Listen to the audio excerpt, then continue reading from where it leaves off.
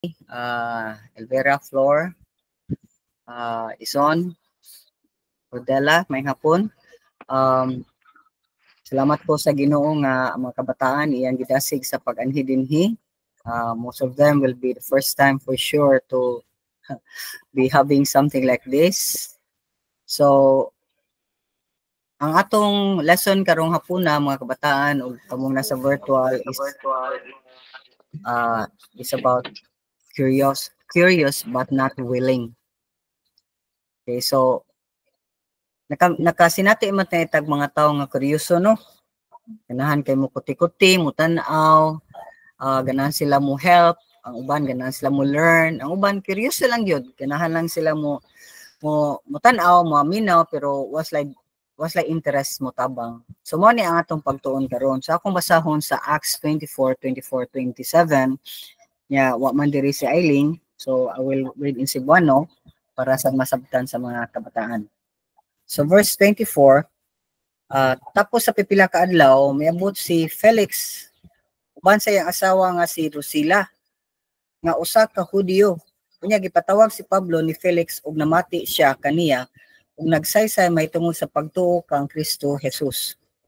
Apan sa paghisgot ni Pablo may tungod sa kinabuhing matarong sa pagpugong sa kaugalingon ug sa umabot na adlaw sa paghukom, nakuyawan si Felix ug mingon, makalakaw ka na. Ipatawag ra unya ikaw kung may higayon ako.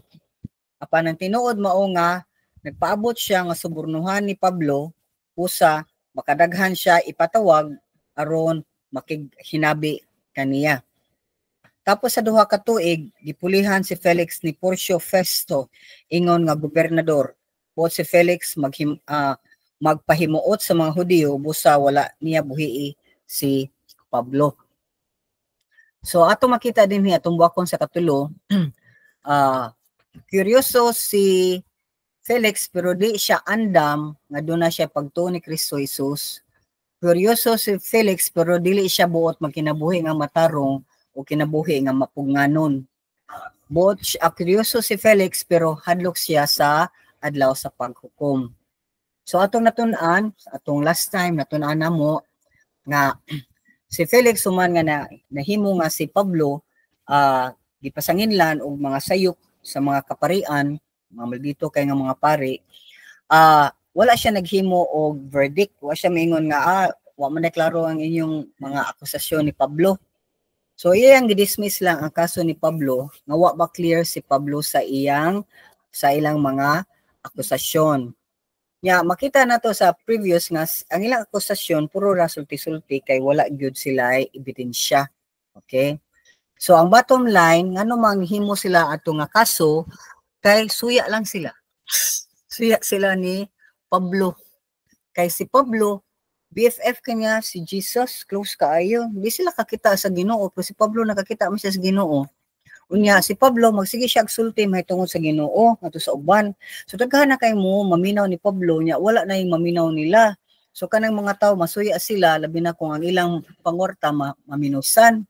Di sila kadawat niya na. So man ang ilang gipiit si Pablo. Now kanisang gobernador nga niatubang karon nga mao si Gobernador Felix namulitika.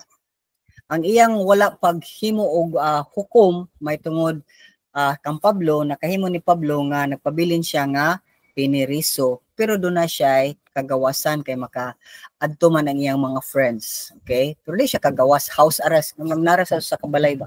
Di siya kagawas. Okay?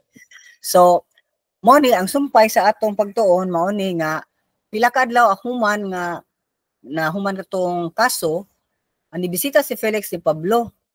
Og karon iyang kuyog ang iyang asawa kay di magyud niya tinod nga asawa si Drusilla kay si Drusilla naminyo man ni Asisos og si Felix iya jung gikabit kabit si Drusilla ni Felix. Okay? So na si asawa si Drusilla iyang gikuha og iyang himong asawa. So kani si Felix og iyang wifey niadto ni Pablo. Ano kaha? Posible ni tungod kay kuryoso kaayo si Felix kung sa kay ikasulti ni Pablo. Pero makita nato sa bersikulo 26 o 27 nga si Felix ni ato pirmi ni Pablo kay doon na siya gustong mahitabo, gusto siya nga subornuhan siya ni Pablo. Tagaan siya kwarta para mingon si Pablo, o Gobernador Felix, day kwarta Gobernador Felix, pagawasan ako. Ana ba? So ganahan si Felix ana, pero wa may gihatag nga kwarta si Pablo para sa iyang kagawasan. So matong ang iyasad ngano yang gibilin si Pablo sa prisuhan kay buot siya nga mupapil, ganahan siya muhatag og pabor sa mga relihiyoso nga mga Hudiyo. Okay, so mo na nga ang ato makita dinhi napiit si Pablo sa pamulitika o sa pangwarta sa gobyerno, sa gobernador o sa mga kaparian. Pero makita nako dinhi para nako nga si Felix kay murabag nangha kay siya kanang mura siya kanang yawan ning tawanan oy kanang barug man bisag daghan na kay kontra ana ba wa man mahadlok. Amaze siya sa kaisog ug ang stance ni Pablo sa iyang pagtuo nga para nako nakahimo ni Felix nga kuryoso kay siya nga mo nang bisita siya ni Pablo. Okay, kay kung dili pa siya kuryoso makaingon ko nga pagbuhat lang siya ni Pablo nga ipatawag siya or si Pablo ba'y maadto niya, no? Kung kaya gusto niya kwarta man gikan ni Pablo. So buhat lang ta siya. Pero ngano man ni anha man siya kuyog ang iyang asawa. Asawa. So manang para nako ganahan siya maminaw unsa pay mga isulti ni Pablo. So curious siya pero di siya willing nga na siya pagtuo ni Kristo Jesus. So narito sa point number 1, no, nato. Ang meeting ni Pablo ni Paul was multifaceted, kanang daghan siya og intensyon, daghan siyang motibo. Sa akong giingon, kuryoso siya mahitungod ni Pablo. Sa giingon ko sa 26 ug 27, gipadayag sa Biblia ang iyang mga motibo para siya subornuhan ni Pablo og muhatag og pabor sa mga Hudiyo. Pero ang iyang mga ngilad nga mga motibo wala niya makuha. Gawas sa motibo niya nga mahatag siya pabor sa mga Hudiyo. Kasi si Pablo man muhatag og kwarta. Kay pobre man si Pablo nga pastor. Bisan pagdato nga pastor si Pablo dili man gyud muhatag og kwarta kay bribery is a sin. Kung diba mo ng bribery, kanang bitong kanang napriso ang usa ka tawo, niya dapat sintensyahan siya, unya manghatag siya kwarta sa pulis para makagawas. Okay? Mana gitawag og bribery. Suborno. Thank you. So, makita sa nato dinhi nga si Pablo, ang iyang kinaiya, susama gyud ni Kristo Jesus. Kay si Pablo, wa niya makit-an ang iyang lisod nga sirkumstansya nga usa ka lisod nga kinabuhi. Wa siya mo question sa Ginoo nga ano man ni Lord, nganong inani man ni Lord. Okay, kundili nakita niya nga usa ka dakong opportunity ang pag-share sa ebanghelyo ngadto ni Felix. So mo nang si Pablo nagsugod siya og share sa pagtuo niya ni Kristo ngadto ni Felix nga Felix kinahanglan kag pagtuo kay hindi ka doon ni Jesus Christ impierno ka. Okay, kay daghan kay kag sala.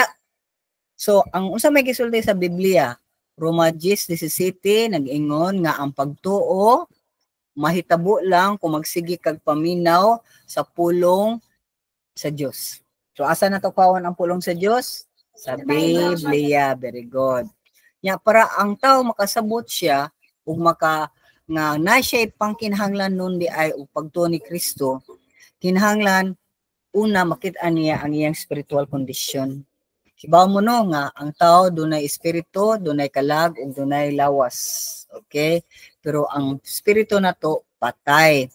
So kinahanglan makit-an nato unsa ang atong kondisyon para ta mo makakita nga kinahanglan dai ko og kaluwasan.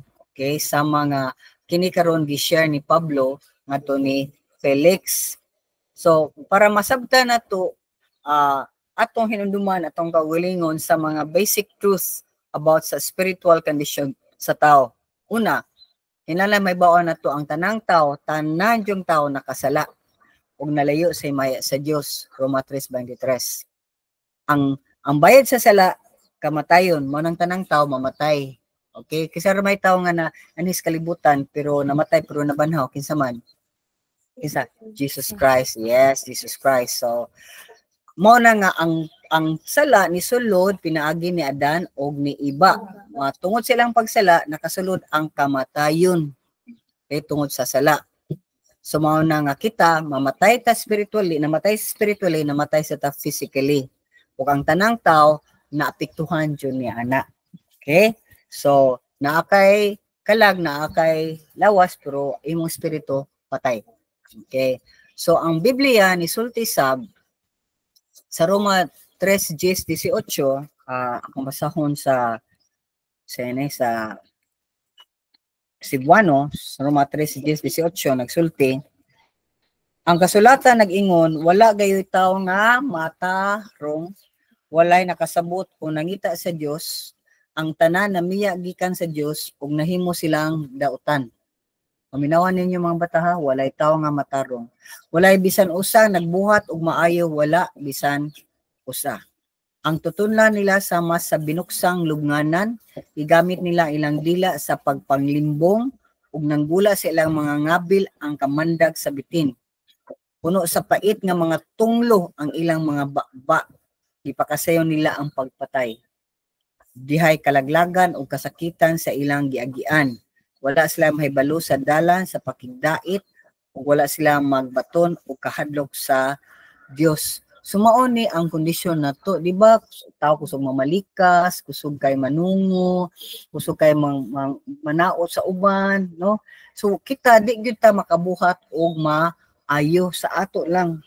Murag makabuhat ang maayo sa maayo ra sad nato. Pero kadugayan sa naana usab na sa atong batasan. So mao nang dinhi tungod sa pagkamakasasala sa tao, unsay nahitabo ang kasuko. Sa Ginoo ni abot sa tao. So ang imagine ka ang Ginoo na sa langit nagtanaw siya kay daghan kayong gahi kay ulo di maminaw niya, di mo sunod sa iyang pamaagi. Asa man na Roma 1:18 ngadto sa 32 akong basahon. Roma 1:18 ngadto sa 32. Ipadayagi kan sa langit ang kapungot sa Dios batok sa tanang pagkadili Dios nun o pagbaton sa mga tao ug nagsanta sa kamaturan pinaagi sa mangilad nga pagkinabuhi. Kay unsay mahimong masaran mahitungod sa Dios, wala matago ngadto sa mga tao, kay ang Dios gayud maoy nagpadayag niini ngadto kanila. Sukad na buhat sa Dios ang kalibutan, tin-aw kaayo nga nakita diha sa iyang mga butang nga gibuhat sa Dios ang iyang dili makita nga mga kinaiya nga maong iyang gakom nga walay katapusan ug ang iyang pagka-Dios. Busa wala na sila'y ikapangatarungan. So ako lang ning i-summarize ang verse 1 to 18 to 20 nagsulti nga kumutanaw ka sa langit na buwan na ay stars, okay, na daghang planeta na dinha, okay? Daghan kay ka ng mga stars lang mga planeta man na ang uban. Unya tanagan nga mo uwan ng dapita pero nga to sa unahan lang diri ko nag-uwan. Anong man na? Okay, so nanong nagkilat ang kilat pa karon mo bang igo ko sa katawo patay na nagduwag football siya ra jud na igo pagpatay batanon. Okay, so makita na to kasi may nagbuhat aning mga tanom wa may nagbuhat og tanom nananom ta pero way nagbuhat og tanom di man tag mga bugas kay nananom ta di sa nagikan gikan sa Ginoo ang dagat ang mga isda ang mga langgam ang mga hayop di man nagikan gikan sa Ginoo. So kung tan-aw na to, doon na joy gamhanan sa tanan nga nagbuhat ni ini, labi na kita.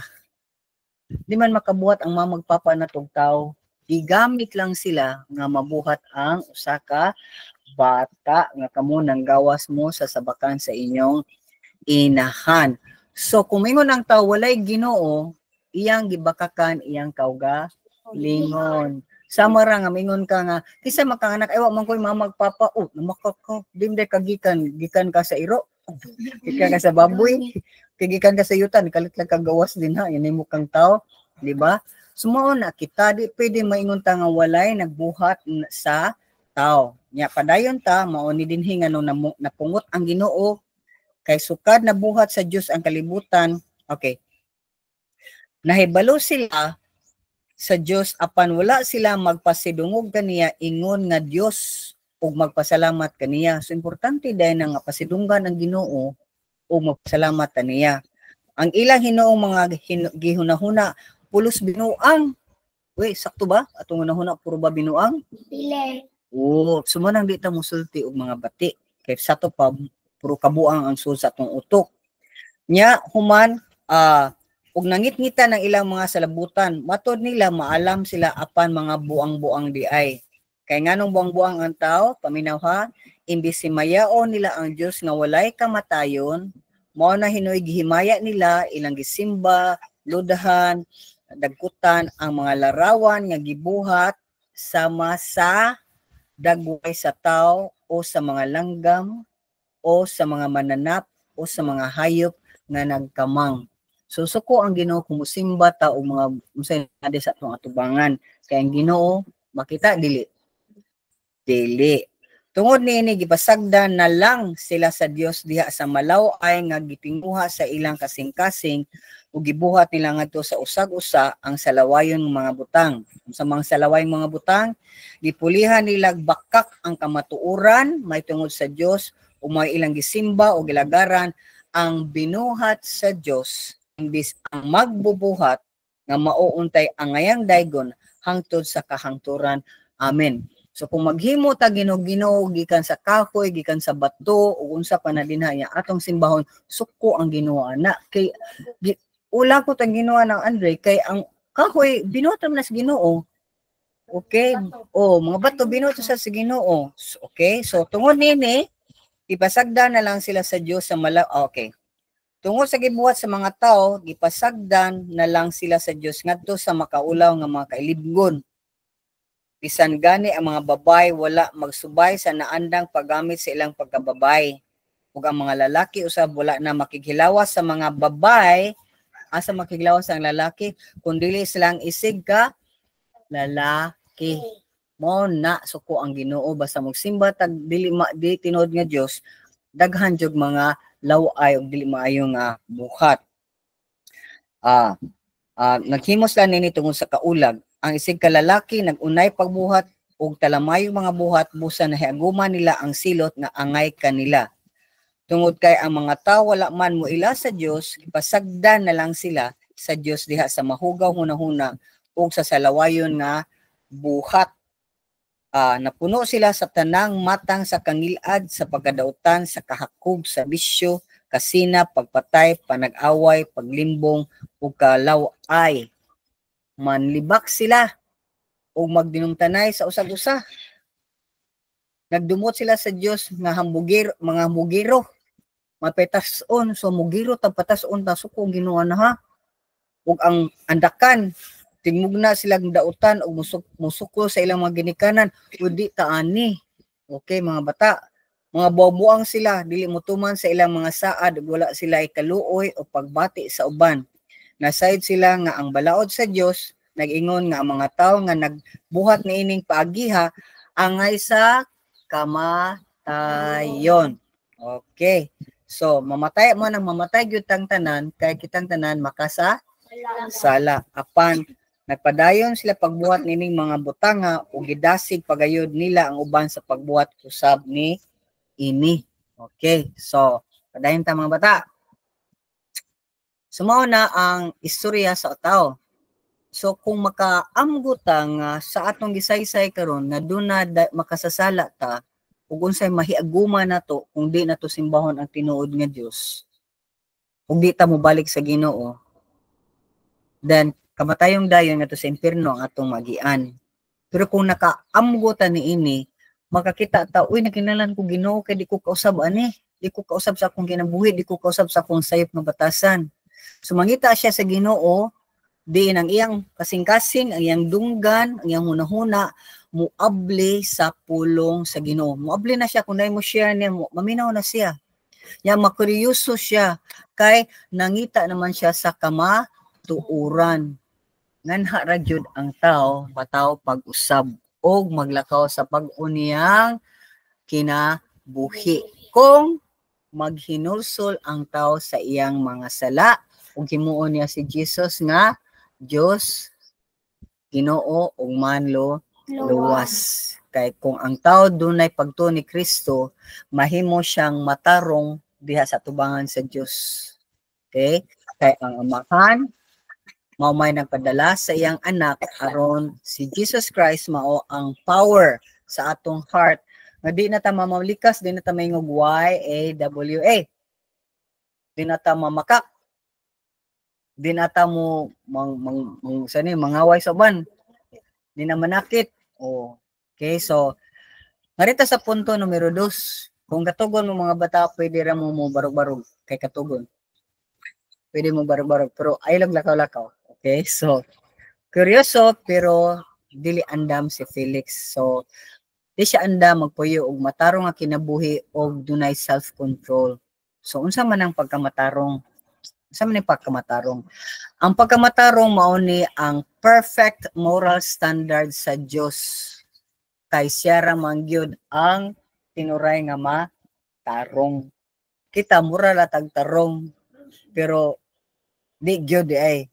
Okay, kay mubuhat man tag mga sala. Ang Salmo 11:12 nag-ingon, ang Dios matarong, iyang gihigugma ang pagkamakiangayon, or He loves justice and His righteousness is everlasting, according to Psalm 119:142. Pero kung mauna ang Ginoo, itandi ang tao, ang Romans 3:10 nagsulti nato nga katong gibasa, walay tao nga matarong, walay tao nga nangita sa Dios, wala bisag usa. Ningon okay lang mo kung Ginoo, pero wala. Di man mo makigsulti sa Ginoo, di man mo simba sa Ginoo, di man siya mo ingon nga, Lord, thank you kayo kiba ko volleyball, di man manginana ang tao. So kung way pagkamatarong sa tao asa tapadong sa Perno. Mao nang kinahanglan nga mahimutang matarong atong dawaton ang pagkamatarong ni Kristo Jesus, kay ang pagkamatarong dili makuha sa relihiyon. Asa man makuha? Pakigrelasyon. Okay, mahimutang matarong. So Romans 3:21 to 22, chapter 3 verse 21 to 22, nag-ingon, basahan lang ako sa English. But now, apart from the law, the righteousness of God has been made known, to which the law and the prophets testify. This righteousness is given through faith in Jesus Christ to all who believe. So, gipakita din hinga, dili makuha pinagi sa pagsunod sa balaod, kay wala may makasunod sa balaod. Kasi makasunod sa balaod permi. Kasi dili makapamakak dinhi. Kasi wala nakapamakak dinhi. Wow, makapamakak gyapon ta from time to time, no? Nya usay alop, namalikas na pud ko. Pero naganam na kawagta ang pamalikas.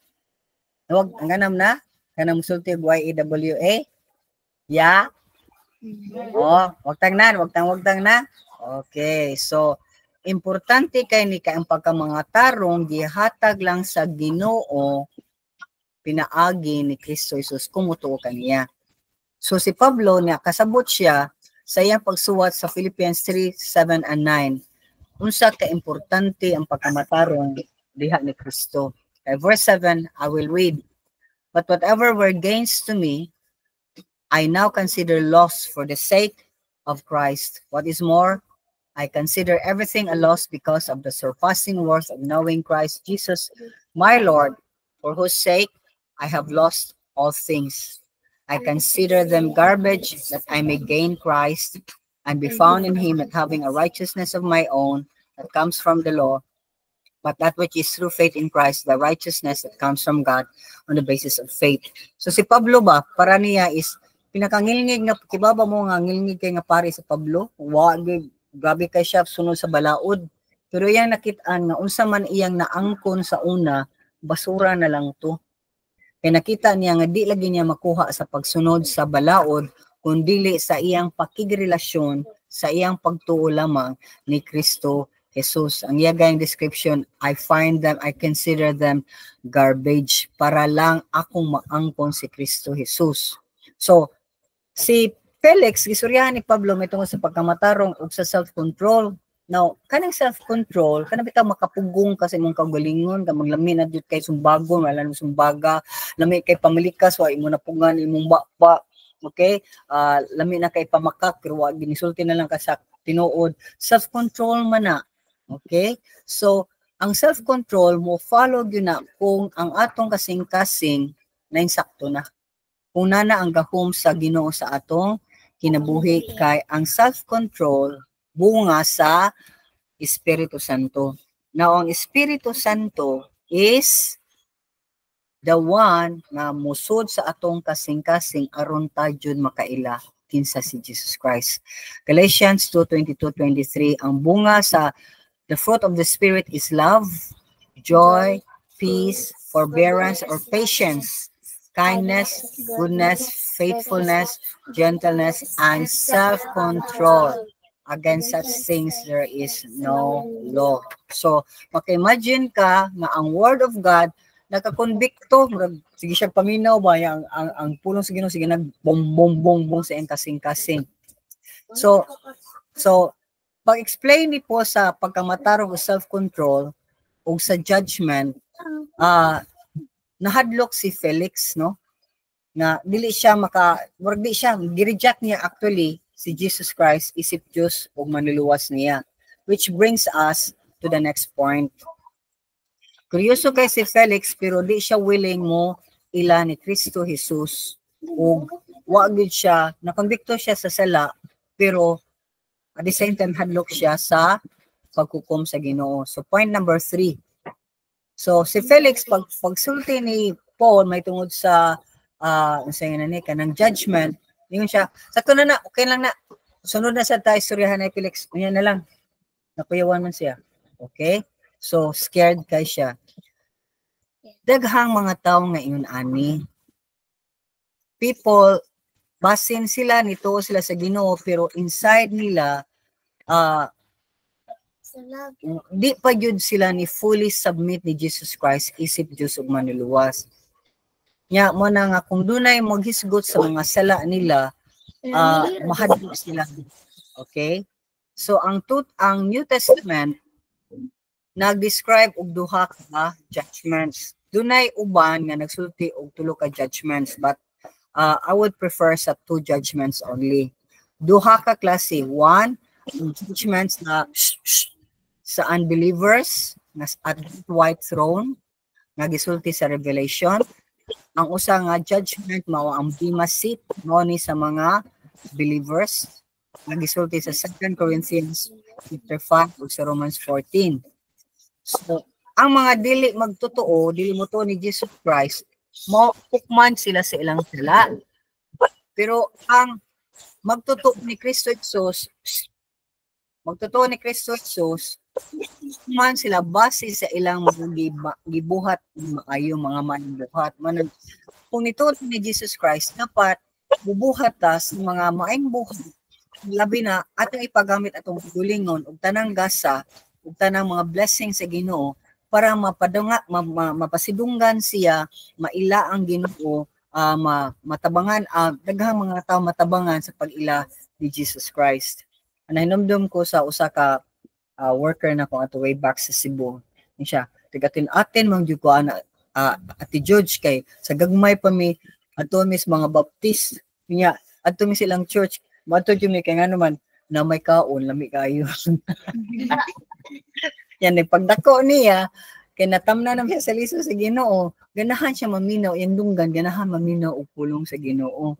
Tumatong ako lang invite one time, mga bata adagko na sila niya kani siya ko kita ning bata. So siya ang nibalik jud kay siya ganahan pa jud ko maminaw sa pulong sa Ginoo Ate George. So eventually name mo siyang worker of God. So ang pawatana ani pamatanang wata unsaon man paghukom sa Ginoo sa dili magtotoo. Okay, kinahanglan atong masabtan nga ang tanang paghukom gihatag sa Dios samahan ngadto ni Kristo Jesus. O kung naa ka ni Kristo Jesus, kibaw ba mo nga naidako jud kay nga libro, then ang tanan nga nituo ni Jesus Christ ni dawat niya gisuwat nga to imong ngalan. Okay? So ako ni dawat ko ni Jesus Christ, ako ngalan na nga to sa libro Josephine M. Maranga. Oh, ni dawat ko ni Jesus Christ February 14, 1988. Ana. So mo na nga imo jung itugyan ang imong kinabuhi ngadto sa Ginoo. Si Jesus Christ ni claim sad sa iyang husgado sa iyang pagka-judge. In John chapter 5 verse 22, kaningon siya, the Father judges no one. Ang Amahan dili mohukom sa bisan kinsa, pero iyang gihatag ug gitugyan ang tanang paghukom ngadto sa anak. Aron ang tanan mo ilang pasidunggan ang anak sa mga sila nagpasidungog sa amahan. Kaya ang dili magpasidungog ka sa anak, wala usab magpasidungog sa amahan nga nagpadala kanako. Okay? So second, kinahanglan atong sabton nga kung wala ta diha ni Kristo, ang kapungot lagi ng suko kay ang Ginoo ba naa nimo. So imagine ka kung naidako kay nga tao unya nasuko nimo, unsa may imong buhaton, di ba mulikay ka? Hadlok kay ka. Hadlok man ka. Kani Ginoo pa jud ni di ka kakita niya. Nya na pa jud siya di, pwede ka mamatay anytime, pwede ka mabali ang imong pwede ka nga di nakakalakaw. Daghan kay mabuhat ang Ginoo, pero ang kadlukan jud nato kay hangtod sa kahangturan adto ta sa impierno. Kung dili nato himong Dios ug maniluwas ang Ginoo. So klaro kay ang John chapter 3 verse 18 ini nga sulti nga ang dili mo tuo ni Hesukristo gihukman na. Kay bisag kinsa nga wala mo tuo kaniya stands condemned already kay wa man sila mo tuo sa ngalan sa anak sa Dios nga mao si Kristo Jesus. Mao nang ang unbeliever i-judge sila, okay? Sumala sa ilang mga gibuhat nga sila. Kung this is actually I got this from gotquestion.org. Na din na-struck na ko ba kay at times magunahon na bitaw ko kaning mga nang rape sa mga bata, gipatay nila nya katong dito sa Israel nga babies gisu nila og so ni oven giluto nila ngadto ana bitaw niya dito tusok nila ang human lag rape sa babae laplapan ang bulbs niya binuangan ang ang organ etc. Niya gilad kadaghan jud ngilngig jud kay ang ilang gipangbuhat mingon ko nga kaning klase nga mga tawhana dapat kung napay pinakainit nga lugar sa impierno ngadto sila pero mo ni gisuwat din Pinasulti din, the unbeliever will be judged according to their deeds to determine the degree of punishment they will receive in the lake of fire. So naaday mga degree. No naaday siya. So nakimagine lang ko nga, to kas compartment ko pinakainit yun. Kiba mamahel, di ta mamatay. Gisugba ka, pero di kang matay. Nya hangtod sa hangtod, magsyagita sa kasakit sa kalayo sa impierno. Pag sika na kagsyagit, ang kasakit nato din hikadiyot ra kaayo. Pero ngadto wala na jud na alibyo, wala na jud forever jud ang pain. So but malagi akong giingon nimo ang magtotoo ihukman siya sa Ginoo based sa iyang mga maayong gipangbuhat. Itabang sila ni LV no, itabang siya mga kabataan iyang panahon sa ilang balay magtuon sila sa pulong sa Ginoo sa amo karon sad money platform nako is sports, that's why mga kabatan-onan high school elementary diri sa doon sa amo nga balay nga school, so I teach them so manang naa sila dinhi pinahan sila maminaw sa pulong sa Ginoo. So magsuunan whatever gift we have we must give no matter how small we have. Even kung naalang ka diya mo tabang lang ka mo chip in lang ka magpagamit lang ka like si Maribel has been encouraging you to share your voice to sing to the Lord, okay, labi na kung makakarry mo og tune na mo'y hibaw-an nga kanta, you can do that ako sa iso naman na sige kanta diri. These are things kay gift man na gihatag sa Ginoo nato. So in every possible way atong i-exalt ang Ginoo. Mo na nga we will stand in judgment of our good works in the Bema seat. Now, in closing mga tana ko. Unsa man ta ka kuryoso? Kuryoso ba ta enough to live a righteous and self-controlled life? Or curious lang ta maminaw sa pulong sa Ginoo pero humana na wakoy labot sa Ginoo, way labot ang Ginoo nako. Pwede man na nako siya Ginoo. So, magsuunan ikaw ako may nakahibaw unsa ang atong where our curiosity lead us asa tagidala sa atong pagkakuryoso. Is it in the faith in Christ? Is it by living in righteousness and self-controlled life, and thereby, kanang di ta maapil sa judgment sa Ginoo? Kay nasayod jud ta nga ang kaluwasan anaa kang kinsa ngalan kang Kristo lamang. Ang kaluwasan grasya lamang. Ang kaluwasan pagtuo lamang ni Kristo Jesus, ug ang kaluwasan para sa kamayaan sa atong Dios. Manang ma-encourage ko to please to continue to be curious about God in order not to receive the coming judgment from the living God, but to please God, to i-please ang Ginoo in every way and obey Him, not because we can, but because God will enable us in areas nga galisod pag yutag obey niya. Because kana nga area galisod pag obey niya is sin. Okay? And sin can be taken care of by God. So let's pray. Father, I praise you and I thank you that we're able to once again understand, Lord, our need for repentance, our need of our salvation, our need to make your Son, Jesus Christ, alone as our God, for through Him, your righteousness is imputed upon us. So, Father, we entrust every word that we heard. Let it refresh us, let it encourage us, let it be, Lord, mas mesud sa mong kasinga-singon na huna ang amo sa ning mapadayag ngadto sa uban. Lord, you alone can make us grow. I cannot make anyone grow. I cannot even make myself grow. But I trust you. And I entrust them to you as well, Lord. Ang mga adults nga nadinhi and even the children. So, Father, take over, Lord, sa mong kinabuhi and be glorified, Lord, the rest of our days.